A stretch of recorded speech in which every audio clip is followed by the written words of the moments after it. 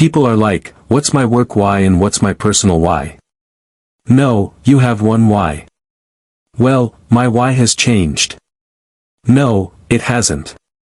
Because we are products of our upbringing. You are who you are because of the experiences you had when you were raised, right? And I am who I am for the same reasons. And you can't change who you are. You can either be, authentic or not. You can either live in balance with who you are, but you don't get to just change it, right?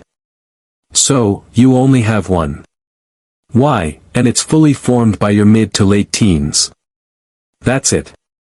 The youngest person I did a why discovery with was about 16. And now the opportunity for your life is to make choices and decisions that allow you to be your natural best. And that's the hard part, right? The hard part is implementing it.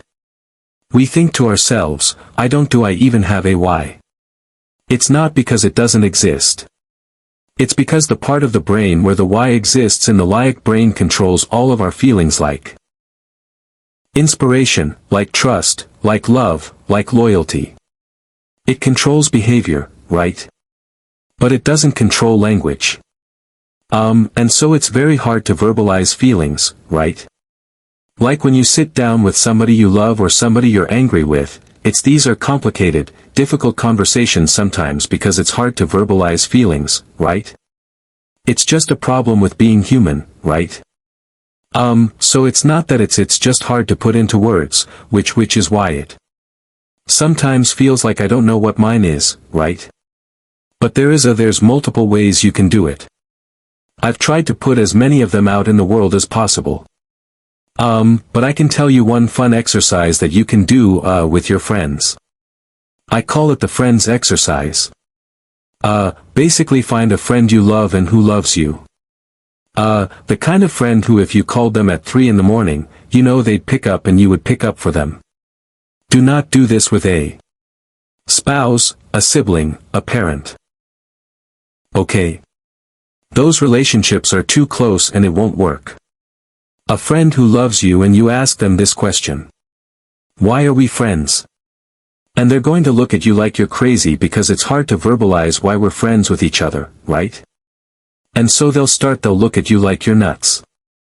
And then you weirdly stop asking the question why and you ask the question what because you want to engage the rational brain.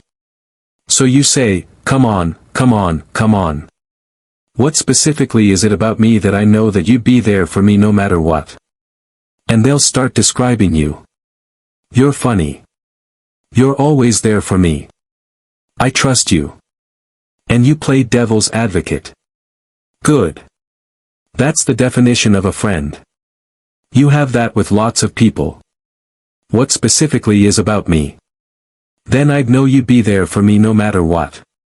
And they're going to go through a few rounds of this. But they keep going. You can still get and it's going to get more frustrating, right? And at some point they'll give up. At some point they'll give up and they'll start describing themselves. And this is what my friend said to me.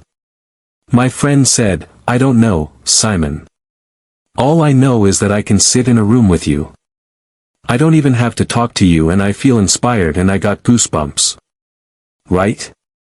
In other words, what they're doing is they're articulating my value in their lives, which is the thing that I give to the world, which is my why, and the reason I had an emotional response is because it's deep inside of me.